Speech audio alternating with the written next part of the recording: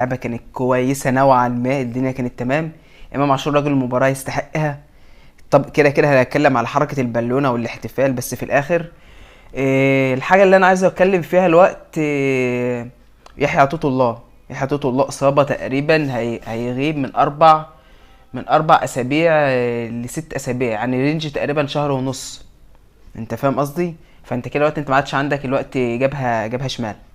الباك الشمال بتاعك اتصاب، والباك الشمال التاني علي معلول لسه راجع. فانت اجباري خلاص خلاص اجباري علي معلول لازم تسجله، ولازم تديله ماتشات الفتره الجايه. طبعا ريحة عطية الله لما يبدا يرجع بعد ست اسابيع، الله اعلم هيبقى فيت ولا لا، او هيبقى 6 اسابيع مش اكتر. فانت كده كده خلاص انت علي معلول. بص هي ارزاق. وهو هي بص هي خلاص هي عايزه علي معلول في الاهلي. هي عايزه علي معلول في الاهلي خلاص يابا، انت مكانك. سبحان الله، هي ارزاق فعلا يا ابني.